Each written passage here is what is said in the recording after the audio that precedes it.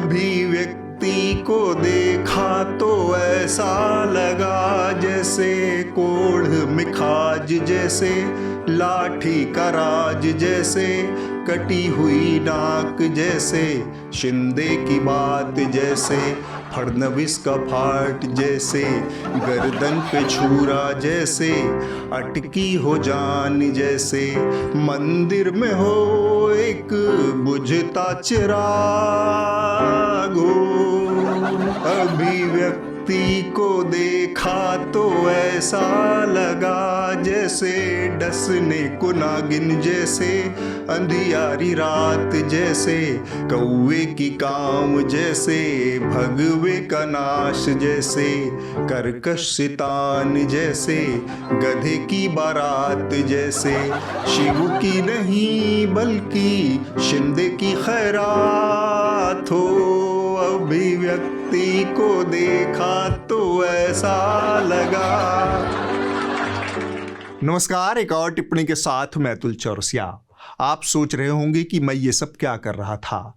दरअसल 3 दिन पहले आहत आस्था समाज वाले औरंगजेब से सीधे कुणाल कामरा पर शिफ्ट हो गए। इन्होंने 325 साल लंबी छलांग मारी है ताकि अभिव्यक्ति का अंधेरा कायम रहे। कुणाल ने अपने कॉमेडी शो में फिल्म दिल तो पागल है के गाने पर एक पैरोडी बनाया था। पैरोडी में इन्होंने गद्दार शब्द का इस्तेमाल किया। हालांकि कुणाल ने किसी का नाम नहीं लिया था, लेकिन शिवसेना शिंदे ग्रुप के लोगों ने खुद ही मान लिया कि ये सारे गुण एकनाथ के ही हो सकते हैं। उसके बाद उन्होंने ये सब किया।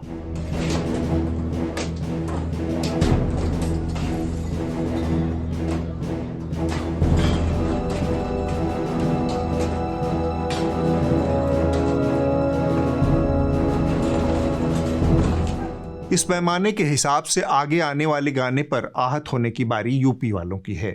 मुख्यमंत्री को देखा तो ऐसा लगा जैसे काला हो मन जैसे, लूटा हो धन जैसे, भगवा हो रंग जैसे, मन में हो संग जैसे, पार्टी में कलेश जैसे, बेचा हो देश जैसे, संसद में हो एक जहरीला सा, छोटे फैंटा को दे। पता नहीं यूपी वाले आहत होंगे या नहीं, पर मजे की बात यह है कि शिंदे जी के कारिंदे इसके बाद हथौड़ा लेकर उस भवन में पहुंच गए जहां कुणाल कामरा ने गाना गाया था। उनका दावा था कि घर के अंदर जो कुछ भी अवैध निर्माण हुआ है उसे तोड़कर वो कानून का राज स्थापित करने आए हैं। कुणाल कामरा के इस कॉमेडी एक्ट को लेकर जिसमें एफआईआर भी यहाँ पर दर्ज हो चुकी है और अब खबर यह है कि बीएमसी की टीम अब इस स्टूडियो में पहुंची है और हाथों में हथौड़ा लेकर बीएमसी के अफसर यहाँ पर पहुंचे हैं। कुणाल कामरा की गिरफ्तारी का वारंट है। देखते हैं देश में अभिव्यक्ति कितने दिनों तक आजाद रहती है। अब हम अपने दैनिक खटकरम की ओर लौटते हैं। मेरठ में हुए एक हत्याकांड ने पूरे देश को झकझोर कर रख दिया है। पत्नी ने अपने प्रेमी के साथ मिलकर पति की हत्या कर दी। इस हत्याकांड की तफ्तीश पुलिस अभी भी कर रही है। सौरभ नामक युवक की हत्या करने के बाद अपराधियों ने उसकी लाश को एक ड्रम में डालकर उसमें सीमेंट और रेत भर दी। इसके बाद ड्रम को ठिकाने लगाने के लिए चाकू और अन्य औजारों का इस्तेमाल किया गया। यह खबर पूरे हफ्ते खबरिया चैनलों पर छाई रही, लेकिन इन भाई साहब ने जिस अंदाज में यह खबर देश को सुनाई उसने हमारा दिल लूट लिया। शम्स ताहिर भाई क्राइम की दुनिया के मास्टर गोगो हैं। आज तक के सुनहरे पर्दे पर शम्स भाई की यह पेशकश देखकर आपको अपराध कवर करने वाले जर्नलिस्ट का एहसास जीरो रहेगा। किसी इंटीरियर डिजाइनर कम प्रॉपर्टी डीलर का एहसास ज्यादा होगा। कि अंधविश्वासी प्रेमी साहिल के घर चलते हैं, उसका कमरा देखते हैं। कमरे की तरफ कदम बढ़ाते ही पहले कदम पर ही मौजूद इस दरवाजे से आप नजरें चुरा ही नहीं सकते। नमक स्वाद अनुसार, अकड़ औकात अनुसार। पहली नजर में ही कमरे में बिखरे सामान को देखकर अंदाजा हो जाता है कि ये किसी बैचलर का ही कमरा है। कमरे में 2 दरवाजे और 2 खिड़कियां हैं। खिड़कियां पर्दे से ढकी हुई हैं ताकि रोशनी कमरे में कम से कम आए। शायद साहिल को अंधेरा ज्यादा पसंद था। गरज ये कि दीवार, दरवाजा, जमीन, खिड़की, पर्दा सब कुछ बहुत बारीकी से दिखा दिया शम्स भाई ने। बस अपराध और अपराधी पर कोई जानकारी नहीं मिली। दरअसल शम्स भाई काले जादू की तलाश में थे। वही कहानी गढ़ने की मजबूरी में उन्होंने कलाबाजियां दिखाई। ये एक सैटेनिक पिक्चर है, यानी पैशाचिक तस्वीर। इस शैतानी तस्वीर के ठीक ऊपर ब्लैक मैजिक स्टार है जिस पे 5 बार 6 लिखा हुआ है।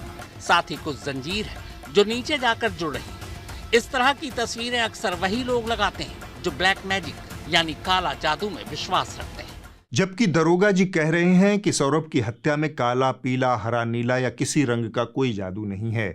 इसमें सब कुछ पानी की तरह साफ है। यह हत्या बहुत योजनाबद्ध तरीके से की गई है। जांच को भटकाने के लिए जादू टोना वाली कहानियां फैलाई जा रही हैं। पुलिस कप्तान आयुष विक्रम सिंह ने बताया कि काला जादू से संबंधित कोई सबूत नहीं मिला है। साथ ही उन्होंने यह भी कहा कि एक सुनियोजित हत्या थी और काला जादू का एंगल जांच को गलत दिशा में ले जा सकता है।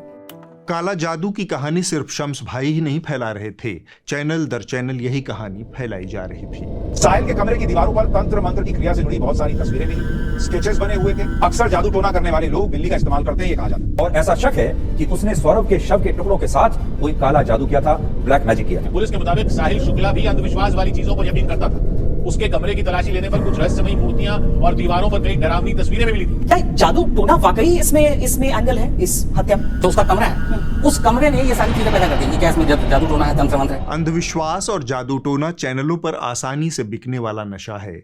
न्यूज नेशन ने इसे थोड़ा अलग तरीके से बेचना शुरू किया है। इस शो में चैनल का दावा है कि वो पाखंड का भंडा फोड़ने के लिए, लोगों को अंधविश्वास से बचाने के लिए ये सब कर रहा है। लेकिन पहले आप इस शो में दिखाई गई कारीगरी देखिए। ये टेबल पे हमारी पे ये नारियल रखा हुआ है। ये नारियल हिलने लगा है। गुरुदेव, नारियल हवा में उड़ चुका है। यहीं पे रोकूंगा हवा में, यहीं स्टॉप, एकदम रुक जाइए, झूल जाइए, प्रश्नों का उत्तर भी देगा ये। क्या बात है? इस तरह के पाखंडी बाबाओं की बनाई है। ये नारियल हवा में उड़ाकर अंधविश्वासी जनता को बेवकूफ बना रहे हैं। उधर स्वर्ग में न्यूटन ने यह सब देखने के बाद अपने गुरुत्वाकर्षण के सिद्धांत को वापस लेने का ऐलान किया है। वैसे इस शो की इस बात के लिए तारीफ करनी चाहिए कि वह ऐसे पाखंडी बाबाओं का सच उजागर कर रहा है, लेकिन सनसनी और हथकंडों से बच नहीं पा रहा। क्या जानते हो तुम? क्या जाइए आचार्य जी, कुछ नहीं जानते हो। तुम्हारी औकात नहीं है। आचार्य जी, चैलेंज है तुम्हारे पूरे जिले को। माला कहीं पर भी लेकर के अरे माला सब जगह जपी जाएगी, नाम जब कहीं भी हो सकता है। अरे परखच्चे उड़ जाएंगे। आप एक काम करिए, आप हमारे पास में आइए, हम आपको उड़ा देंगे। अरे जरूरत नहीं है, तुम खुद उड़े हुए हो। जितने दिन के मेहमान आइए, आपको उड़ा देंगे। खैर, हम आज तक पर वापस चलते हैं। इस चैनल का महान रिपोर्टर मेरठ की उस दुकान को खोज लाया जहां से सौरभ की पत्नी ने वह ड्रम खरीदा था। उसकी कीमत, उसके तमाम तरह के इस्तेमाल आदि का मुआयना उसने पूरी शिद्दत से किया। मेरठ का जलीकोठी इलाका है और यहीं से वो ड्राम जो प्लास्टिक का ड्राम था वो खरीदा गया था। मेरठ इंटरप्राइजेस के नाम से ये दुकान है। फरमान, कौन आया था ड्रम खरीदने के लिए? लड़की आई थी। लड़की आई थी, क्या कह रही थी? ये ड्रम चाहिए अनाज के लिए। अनाज के लिए? तो कितने पैसे में दिया था ड्रम? 1100 रुपये में। 1100 रुपये में। सौरभ के साथ जो हुआ उसका संबंध एक बड़ी सामाजिक समस्या से है। उससे कोई जूझना या फिर उसका सामना करना नहीं चाहता। हिंदुस्तान बेमेल शादियों का पार्किंग लॉट है। यहाँ जोड़े समाज के नाम पर, परिवार के नाम पर उन शादियों का बोझ ढोते रहते हैं जिनमें दोनों ही खुश नहीं होते। अधिकतर शादियां परिवार और माँ बाप खुद से तय करते हैं। तलाक आज भी यहाँ पर करंट की तरह झटका देने वाला शब्द है, क्योंकि शादियां यहाँ वर्तमान का मामला नहीं है, यह 7 जन्मों का बंधन है। यह जन्म भले ही कपर फड़ौल, सड़ते कुड़ते या डिप्रेशन में बीत जाए, 7 जन्म बर्बाद नहीं होने चाहिए। तलाक लेकर अलग से जिंदगी शुरू करना यहाँ करीब करीब असंभव है। जो सौरभ के साथ हुआ वह इसी समस्या का एक गंभीर पक्ष है। सौरभ को 2021 में ही अपनी पत्नी के दूसरे मर्द के साथ रिश्ते की जानकारी हो गई थी। वह तलाक लेना चाहता था, लेकिन परिवार ने ऐसा नहीं करने दिया, क्योंकि इससे परिवार की बदनामी होती या फिर तथाकथित परिवार टूट जाता। अगर ये उस वक्त ही अलग हो गए होते तो आज शायद सौरभ जिंदा होता। संबंध साहिल से 2019 से था। साहिल लगातार से घर पे आता जाता था। इस चीज की जानकारी सौरभ को हो चुकी थी। 2021 में भी सौरभ द्वारा डाइवोर्स फाइल किया गया था, परंतु उनको परिजनों जाके वापस ले आया गया था। हम एक ऐसे दौर से गुजर रहे हैं जहां बिना बात की बात पर दंगे फसाद का सामान रेडीमेड उपलब्ध है। जहर फैलाने वाले नेता, साहेब, आम्हालाही प्रत्येकाला असंच वाटतं, फक्त काही गोष्टी कायद्याने करावे लागतात कारण ती संरक्षित आहे। जुन्या काँग्रेसच्या काळामध्ये ASIचं संरक्षण मिळालंय। प्रोपगेंडाबाज मीडिया, कि औरंगजेब इस देश का कोई नायक नहीं था, हमारे समाज का कोई हीरो नहीं था, उसने सिर्फ हमारे ऊपर अत्याचार किए। और इनके साथ मतभ्रम की शिकार बेरोजगारों की फौज।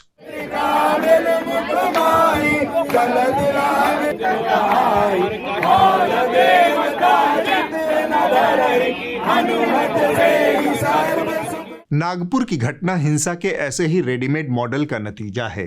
17 मार्च की सुबह बजरंग दल और वीएचपी के लोगों ने नागपुर के महाल इलाके में इकट्ठा होकर औरंगजेब की कब्र को हटाने के लिए प्रदर्शन किया। प्रदर्शन के दौरान बजरंग दल और वीएचपी के लोगों ने औरंगजेब का पुतला भी फूंका।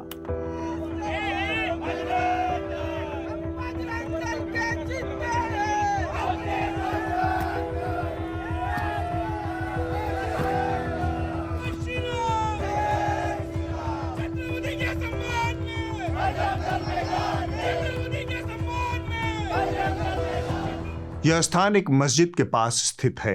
अफवाहें फैलाई गई कि वीएचपी और बजरंग दल के लोगों ने औरंगजेब का पुतला जलाने के साथ एक हरी चादर को भी जलाया जिस पर कुरान की आयतें लिखी थी। यहां पुलिस ने हस्तक्षेप कर जैसे तैसे स्थिति को काबू में किया। शाम को लगभग 6:30 बजे जब रोजा खोलने का वक्त होता है, उस वक्त के आसपास एक बार फिर से लोग ऐतिहासिक गांधी गेट के पास इकट्ठा हो गए। ये लोग फिर से शिवाजी की प्रतिमा पर माला चढ़ाने के साथ औरंगजेब के खिलाफ नारेबाजी करने लगे। यह मस्जिद में नमाजियों का वक्त था। यहाँ इकट्ठा सैकड़ों नमाजियों ने इसका विरोध किया। इस दौरान फिर से सोशल मीडिया के जरिए अफवाह फैलाई गई कि कुरान वाली चादर जलाई गई है। मस्जिद के बाहर खड़ी भीड़ अचानक से आक्रामक हो गई। उसने पुलिस के ऊपर पत्थरबाजी शुरू कर दी। जवाब में पुलिस ने लाठीचार्ज किया। इसके बाद भीड़ ने गाड़ियों और घरों को निशाना बनाया।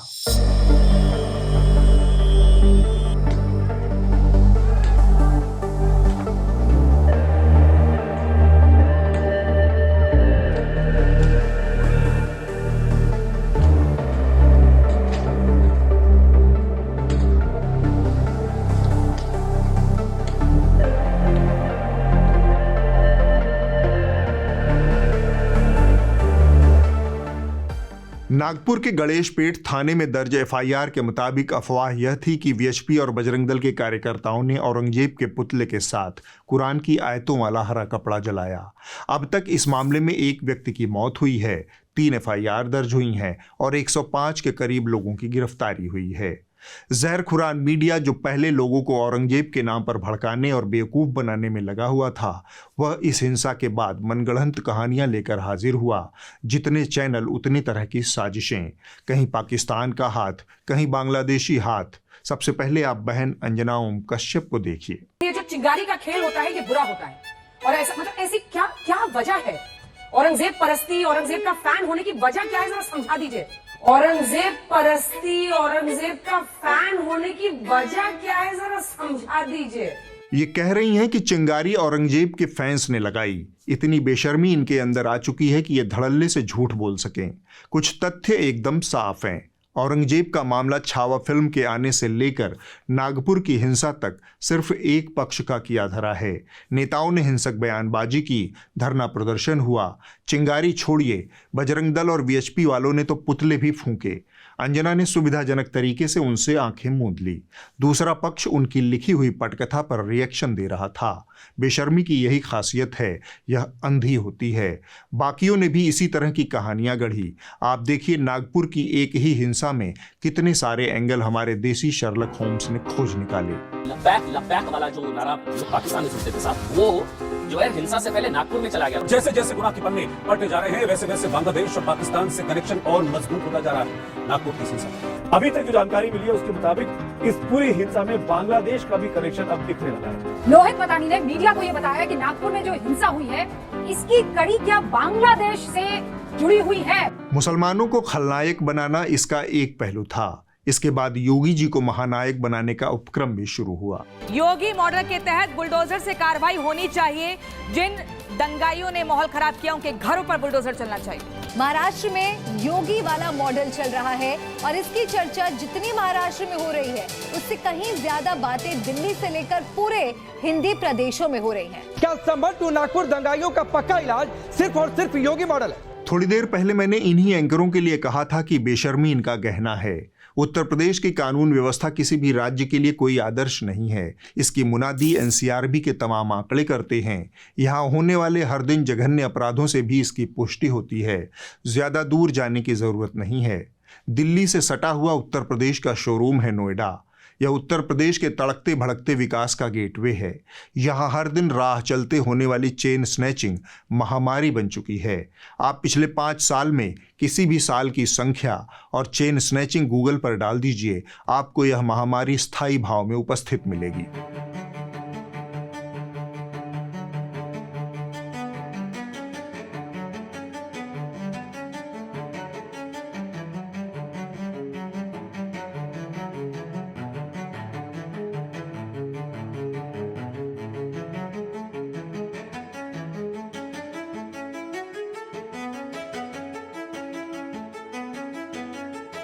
आम लोग सड़क चलते सुरक्षित महसूस नहीं करते।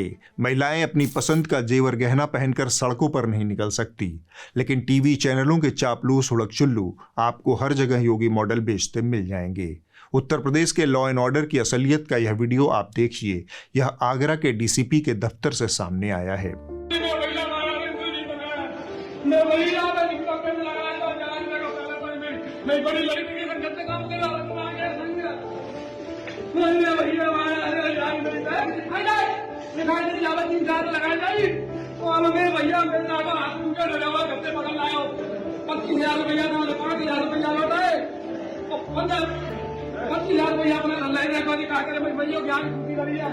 यह उस बाप की वेदना है जिसकी बेटी के साथ बलात्कार हुआ, बेटे की हत्या कर दी गई। अब माँ बाप सरकारी दफ्तरों की ठोकरें खा रहे हैं। इनको छोड़िए। भाजपा के एक चुने हुए विधायक हैं नंद किशोर गुर्जर, लोनी गाजियाबाद से हैं। वो सीधे पुलिस को मां का दूध पीने की चुनौती दे रहे हैं। मैं चुनौती देना चाहता हूं कि जोड़ी पुलिस को, चीफ सेक्रेटरी अगर तेरी मां ने दूध पिलाया है, कमिश्नर तेरी मां ने दूध पिलाया है, तो कथा के बाद गाजियाबाद कहीं तय कर लेना, तेरी गोलियां होंगी, हमारे सीधे होंगे। चुना हुआ प्रतिनिधि सीधे पुलिस को चुनौती दे रहा है। ये उत्तर प्रदेश में कानून व्यवस्था की स्थिति है। न्याय, जस्टिस, इंसाफ, ये सारी बातें यहाँ किताबों में लिखकर अलमारियों में सजा दी गई हैं। यहाँ इंसाफ मिलने की चीज़ नहीं है। यहाँ जो मिलता है वो है मॉडल। मॉडल से पेट भर सके तो भर लीजिए। अगली खबर मेरिट वाले मिश्रा जी की। राम मनोहर नारायण मिश्रा प्रयागराज वाले इलाहाबाद हाईकोर्ट में न्यायाधीश हैं। जैसा कि पदनाम से ही प्रकट है, मिश्रा जी न्याय करते हैं। मिश्रा जी ने अपने एक फैसले में कहा कि एक लड़की की छाती दबाना, उसके पजामे का नाड़ा तोड़ना या उसे घसीटकर झाड़ियों में ले जाना बलात्कार नहीं माना जा सकता। इलाहाबाद हाईकोर्ट ने हाल ही में एक समन आदेश को संशोधित करते हुए यह देखा कि पीड़िता के स्तनों को पकड़ना, उसकी पैजामे की डोरी तोड़ना और उसे पुलिया के नीचे खींचने की कोशिश करना, फिर घटनास्थल से भाग जाना बलात्कार या बलात्कार के प्रयास के अपराध के अंतर्गत नहीं आता है।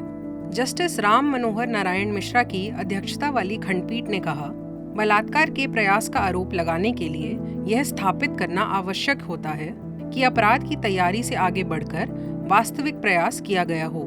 तैयारी और वास्तविक प्रयास के बीच का अंतर मुख्य रूप से दृढ़ संकल्प की अधिकता में निहित होता है। मेरिट वाले मिश्रा जी का यह फैसला तब और दिलचस्प हो जाता है जब अपराध की शिकार एक नाबालिग लड़की हो। पॉक्सो एक्ट के तमाम तरह के कृत्यों को, जो कि वास्तविक रूप से बलात्कार न भी हों, तो भी उन्हें संगीन अपराध मानता है।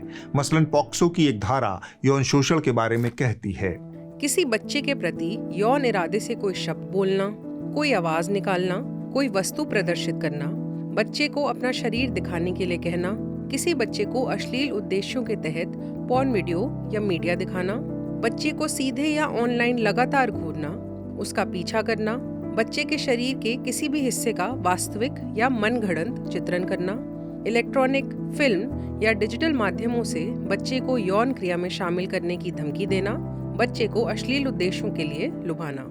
ये सब यौन उत्पीड़न के अपराधों में शामिल हैं और इसके लिए 3 साल की सजा और जुर्माने का प्रावधान है। खैर, इलाहाबाद हाईकोर्ट न्याय का पिनकल है। इसके बारे में बहुत पहले एक विद्वान ने कहा था।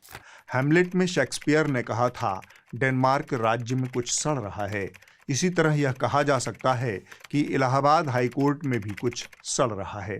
इलाहाबाद हाईकोर्ट समय समय पर इसका मुजाहिरा करता रहता है। कानून तो भैया बहुत संचक सीख सकता है, लेकिन जो कठमुल्ला है, जिसे कह लीजिए आप, सब गलत है। लेकिन कहने में गुरेज नहीं है, क्योंकि वो देश के लिए घातक है। ताज़ा मामला उसी इलाहाबाद उर्फ प्रयागराज की पवित्र कर्मभूमि से निकले जस्टिस यशवंत वर्मा का है, जो फिलहाल दिल्ली हाई कोर्ट में जज थे। वर्मा जी जस्टिस करते थे, उनके साथ पोएटिक जस्टिस हो गया। घर में होली के दिन आग लग गई। फायर सर्विस वाले आग बुझाने पहुंचे तो पाया कि घर में 500-500 के नोट धू धू कर जल रहे हैं।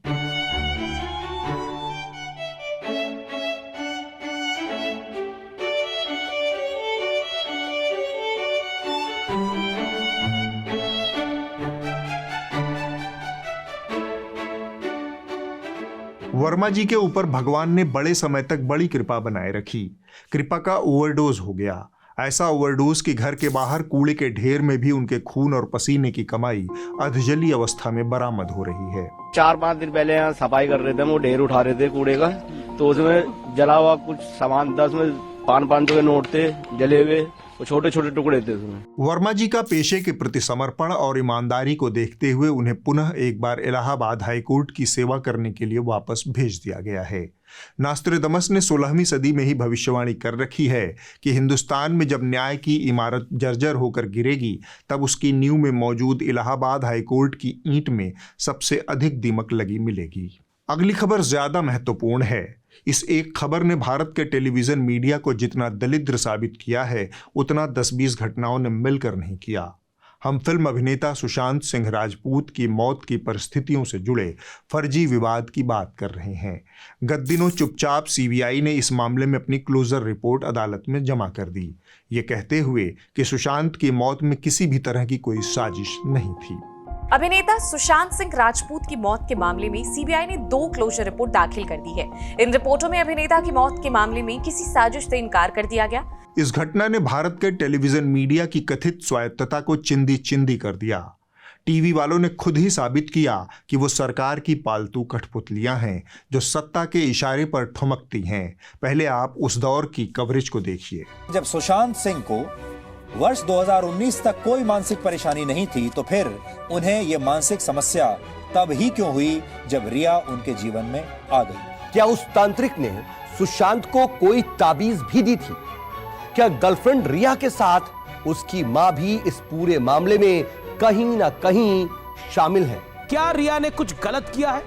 क्योंकि एक बात तो तय है कि डरता वही है जिसने गलत किया होता है। ड्रग दो, ड्रग दो, ड्रग दो, मुझे ड्रग दो, मुझे ड्रग्स दो, ड्रग दो, मेरे लिए गांजा लाओ, चरस लाओ, एमडीएमए लाओ, एक्सटेसी लाओ। अब मैं आपको बताता हूं कि क्यों यह भारतीय पत्रकारिता के दर्ज इतिहास का सबसे काला पन्ना है।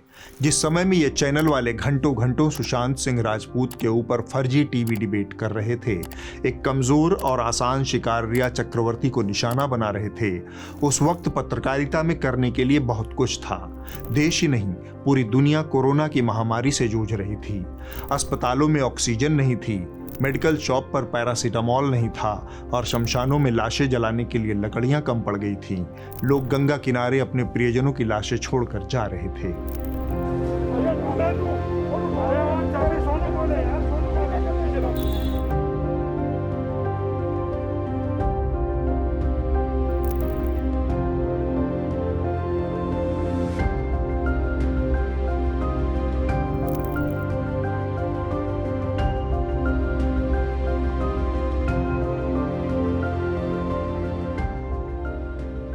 लेकिन टेलीविजन वालों ने उससे मुंह मोड़े रखा। उस दौर में जनता की मुसीबतों को दिखाने के लिए, सरकार की नाकामियों को उजागर करने के लिए इन असंख्य खबरों पर ये सारे तथाकथित महाबली अपना ज़मीर बेचकर सुशांत सिंह राजपूत के इर्द गिर्द फर्जी साजिशें रच रहे थे, ताकि सरकार पर आंच न आए। ऐसे मीडिया से आप उम्मीद करते हैं कि वो आपकी बात करेगा, तो फिर आप नादान और नासमझ हैं। मीडिया की हालत तभी बदलेगी जब आप यानी इस देश के आम लोग इसमें निवेश करेंगे। सब्सक्रिप्शन आधारित मीडिया ही पत्रकारिता के बचे रहने की गारंटी है। न्यूज़ लॉन्ड्री का सब्सक्रिप्शन इसका आसान और शानदार विकल्प है। मेरे बगल में आपको एक QR कोड दिख रहा है, इसे स्कैन करके आप हमारे सब्सक्रिप्शन के पन्ने पर जा सकते हैं और अपनी मनपसंद का पेमेंट विकल्प चुनकर हमारी पत्रकारिता को मजबूत कर सकते हैं। लगभग जय हिंद। वह आदमी चला गया, नया गरम कोट पहनकर विचार की तरह। सब कुछ होना बचा रहेगा। आकाश धरती को खटखटाता है। नौकर की कमीज, खिलेगा तो देखेंगे। दीवार में एक खिड़की रहती थी, हरी घास की छप्पर वाली झोपड़ी और बौना पहाड़। ये नाम है कुछ कविता संग्रह के और कुछ उपन्यासों के। हम जब अपनी भाषा, अपनी बोली, अपने निकट के साहित्यिक सांस्कृतिक घेरे पर विचार करते हैं तो अक्सर यह सवाल मन में आता है कि हमारे समय के प्रेमचंद कौन हैं? इस दौर के प्रसाद, पंत, निराला, अज्ञेय, मुक्तिबोध कौन हैं? आगे आने वाली पीढ़ियां किन नामों के हवाले से हमारे दौर को याद करेंगी? तब हमारी स्मृतियों के सुदीर्घ विस्तृत आयतन में विनोद कुमार शुक्ल पूरी सघनता से भर जाते हैं। जैसे हवा रिक्त स्थान को भरती है, जैसे स्कूली बच्चे परीक्षा में रिक्त स्थान वाले सवालों को तेजी से भरते हैं, विनोद कुमार शुक्ल उसी तरह से हमारे मानस में भर जाते हैं। कौतुक और चमत्कार से भरी दीवार में खिड़की रहती थी का गद्य जिस कलमकार की कलम से निकला वो हमारे आसपास पूरी सजगता और चेतन के साथ मौजूद है। वह रच रहा है। वह अपने भीतर अथाह मात्रा में पर्यावरण, जंगल, प्रकृति और पृथ्वी को समेटे हुए है। शहर के लगातार पड़ रहे हथौड़ों के बीच वह हरी घास की छप्पर वाली झोपड़ी और बौना पहाड़ जैसा एक शब्द कैनवास उकेर रहा है।